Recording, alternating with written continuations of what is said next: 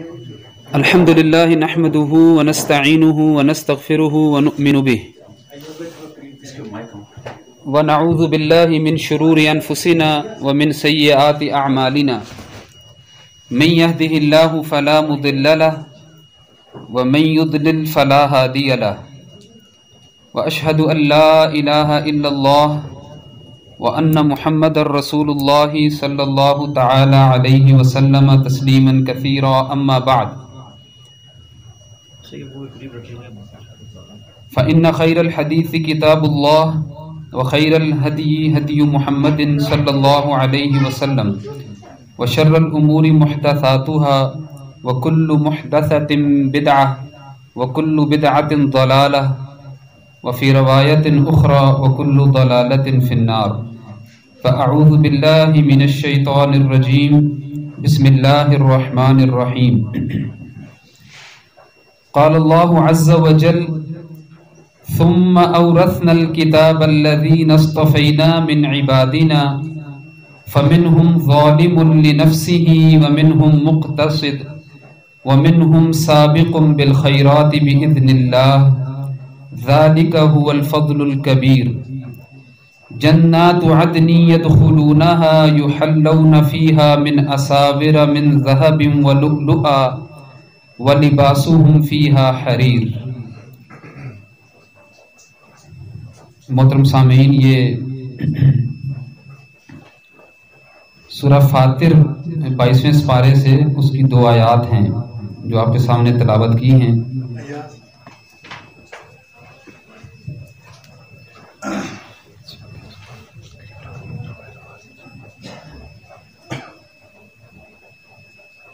سورہ فاطر جو ہے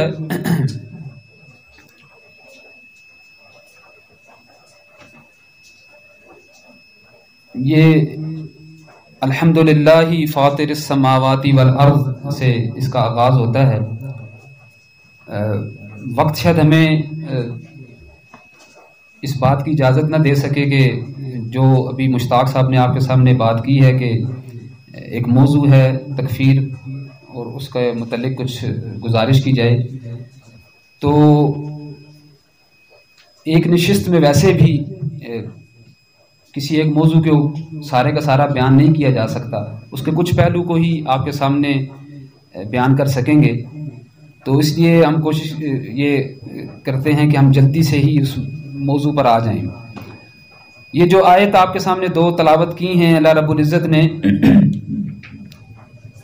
نبی صلی اللہ علیہ وسلم کے اوپر جب اس قرآن کو نازل کیا اور اس کے نتیجے میں دین کو مکمل کیا ان کے ذریعے سے، اور جو اس نے انسان کی ہدایت کے لیے آدم علیہ السلام سے ایک سلسلہ شروع کیا تھا اس کو مکمل کیا رسول اللہ صلی اللہ علیہ وسلم کے اوپر، اور اس کے نتیجے میں جو ایک انسانوں کا اکٹھ ایک امت کی شکل میں قائم کیا، ان کے بارے میں فرمایا کہ ثم اورثنا الکتاب الذین اصطفینا من عبادنا، کہ ہم نے اس کے بعد اس کتاب کو ان لوگوں پر نازل کیا اور ان کو اس کا وارث بنایا،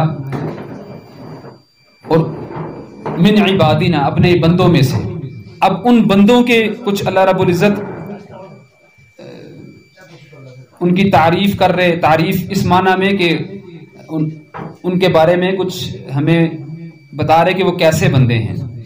فرمایا فَمِنْهُمْ ظَالِمٌ لِنَفْسِهِ، یہ جو وارثین کتاب بنائے گئے ہیں اب تو ایسا ہے کہ ان میں بعض ایسے ہیں جو اپنے اوپر ظلم کرنے والے ہیں، وَمِنْهُمْ مُقْتَصِدٌ، اور کچھ ان میں جو ہیں وہ درمیانی روش کے اوپر قائم ہیں، یعنی کہ ان کے اعمال جو ہیں وہ دونوں طرح کے ہیں، کبھی وہ اپنے آپ کے اوپر ظلم بھی کر جاتے ہیں اور کبھی وہ اچھائی کے اندر بھی آگے بڑھ جاتے ہیں۔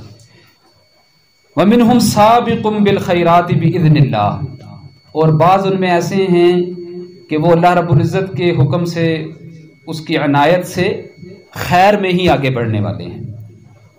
3 کیٹیگریز اللہ رب العزت نے وارثین کتاب کی بیان کی ہیں، اپنے اوپر ظلم کرنے والے، اور ظلم کرنے والوں میں آپ اگر قرآن کے اوپر صرف ایک ظلم، لفظ ظلم کو ہی سرچ کر لیں تو اس کے کئی معنی میں اس کو بیان کیا گیا ہے. سب سے اس کا جو بڑا معنی ہے کہ وہ فرمایا ان الشرک لظلم عظیم، ان الشرک لظلم عظیم.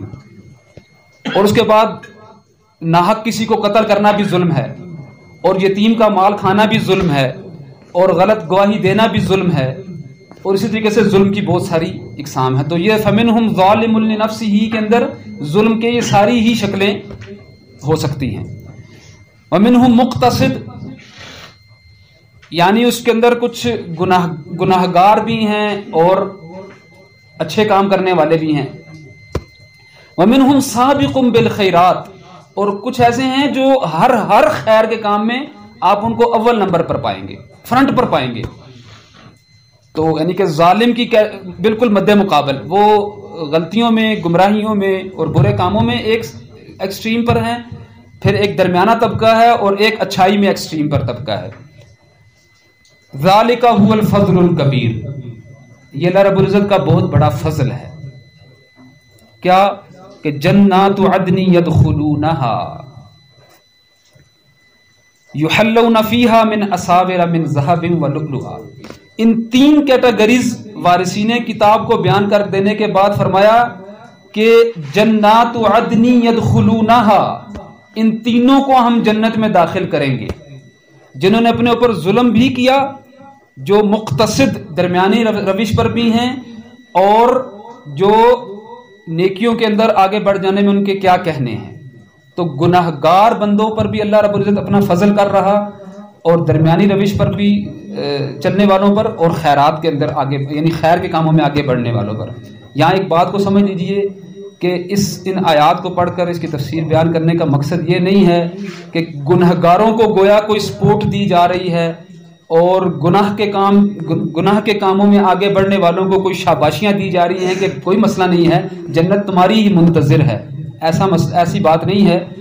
جب کسی جگہ سے، یہ قرآن کا اور شریعت کا اصول ہے کہ کسی ایک بات کو بیان کیا جاتا ہے تو یہ اس جگہ سے بیان کیا جا رہا ہے. اس کا مطلب یہ نہیں ہے کہ اس مسئلے کو دوسرے شریعت کے مصادر میں کئی جگہ پر بیان کیا گیا ہے کہ گویا اس کی نفی ہو رہی ہے. ایسا بات نہیں ہے. مثال کے طور پر اگر یہ کہا رہا ہے کہ قرآن کی ایک آیت کہ ان الصلاۃ کانت علی المؤمنین کتابا موقوتا، کہ صلاۃ جو ہے وہ وقت مقررہ پر فرض ہے، تو ہم یہ کہتے ہیں کہ اب جو ہم یہ آیت بیان کر رہے ہیں تو بس صلاۃ کی ایک ہی شرط ہے کہ اپنے وقت پر بیان کی جائے. اس کو جو وضو کرنا ہے، استقبال قبلہ ہے، اور جگہ کا پاک ہونا ہے، اور نماز کا تعین ہونا ہے، اس کی ضرورت نہیں ہے. تو یہ مطلب بالکل بھی نہیں ہے. لہٰذا یہ کہنا کہ گناہگار بھی جنت میں جائیں گے، اس کا یہ مطلب نہیں ہے کہ جو گناہگاروں کے لیے جہنم کے اندر ڈالا جانا کا ذکر آیا ہے گویا اس کی ہم نفی کر رہے ہیں. اس کا جہنم کے اندر جلنا اور عذاب قبر کے اندر ان کا مبتلا ہونا، اللہ تعالیٰ کی ناراضگی میں آنا، وہ اپنی جگہ پر ہے. لیکن بہرحال ان کے لیے انجام کار اللہ تعالیٰ نے ان کے ساتھ بھی جنت کا وعدہ کیا ہے. ان کی تعریف، ان کو نام کس سے لیا ہے؟ ثم اورثنا الکتاب، جو کتاب کے حاملین ہیں، ان کے وارث بنائے گئے ہیں. تو وہ وارث بنیں، کتاب کو اڈاپٹ کریں، اون کریں، اس کو مانیں، اس کو اپنی آخری کتاب مانیں، اور اس کتاب کے ماننے کے جو لازمی نتائج ہیں کہ کتاب کیا دعویٰ کر رہی ہے، کیا آپ سے ڈیمانڈ کر رہی ہے کہ اللہ رب العزت کو ایک مانو، اس کی توحید میں اس کو اکیلا جانو، اس کی صفات میں، اس کے اختیارات میں، اس کی ذات میں. رسول اللہ صلی اللہ علیہ وسلم کو آخری نبی مانو. جو وہ ایمانیات کی جملہ جوانب آپ کے سامنے لے کر آئے ہیں ان کے اوپر یقین رکھو. برائیوں کی جتنی بھی کیٹیگریز انہوں نے بیان کی ہیں اس سے بچ کر رہو. تو کتاب کے وارث ہو جانے کا مطلب یہ ہے. تو وارث ہو جانے کے بعد اگر کسی نے گناہ گاری کے اندر بھی چلا گیا ہے اور کوئی درمیانی روش بھی اپنا رہا ہے اور کوئی نیکیوں میں آگے بھی بڑھ رہا ہے تو وہ اپنے انجام اور اس کے مطابق سزا بھگتنے کے بعد ان کے لیے اللہ تعالیٰ نے جنت کے وعدے کیے ہیں. تو لہٰذا امت کے جو گناہگار ہیں ان کو صرف یہ تصور کرے کہ یہ گناہگار ہیں اور ہماری ایک اپروچ ہے دین کو سمجھنے کی، اس سے یہ میل نہیں کھاتے ہیں، اس سے یہ میل نہیں کھاتے ہیں، لہٰذا تم کافر ہو اور جہنم تمہارا ہی منتظر ہے اور جنت کے تو حقدار صرف ہم ہیں. یہ ایک بہت بڑا فتنہ اور ایک بہت بڑا ایک غلط اپروچ ہے مسلمانوں کو سمجھنے کی. لہٰذا گنہگاروں کو بھی اللہ رب العزت جنت کی آخر کار بہرحال. اور آپ جانتے ہیں کہ حدیث کے اندر ایسا بھی آیا ہے کہ آخری جو جنت میں جانے والا جو شخص ہوگا وہ جل کر ایسے ہوگا جیسے کوئلہ جل کر کالا ہو جاتا ہے. کوئلہ جل کر کالا ہو جاتا ہے. ظاہر بات ہے ایک ایسا گنہگار تھا کہ اتنے عرصے جہنم میں رہا, اتنے عرصے اللہ تعالیٰ کے عذاب میں رہا, اللہ تعالیٰ میں ایسی انجام سے بچا کر رکھے. لیکن بہرحال اس کو اللہ تعالیٰ اپنی رحمت سے ایمان کی بنیاد پر کہ ایمان اس نے اللہ رب العزت کے اوپر لایا ہوگا, لا الہ الا اللہ محمد رسول اللہ کو سمجھ کر اس کو اختیار کیا ہوگا, اپنی زندگی کے اندر اس کو لاگو کیا. لیکن گناہگار ہوگا, کسی ایک معاملے میں اللہ نہ کرے کسی کا حق کھایا ہوگا, کسی کے اوپر زیادتی اور ظلم کیا ہوگا, کبھی اس سے اور حقوق اللہ میں بھی کوئی غلطی ہوگی. لیکن بہرحال اللہ تعالیٰ نے کہا کہ اس کے لیے جنت ہے. لہٰذا کلمہ پڑھنے والے یہاں پر اگر یہ فیصلے کرنے کے اپنے آپ کو مجاز سمجھ لے کہ ہم نے کہہ دینا کہ یہ تو مرنا تم نے کافر ہو کر, وہ مشرک ہو کر مرنا اور جہنم تمہارا ٹھکانہ ہے, یہ ایک بہت بڑی جسارت ہے.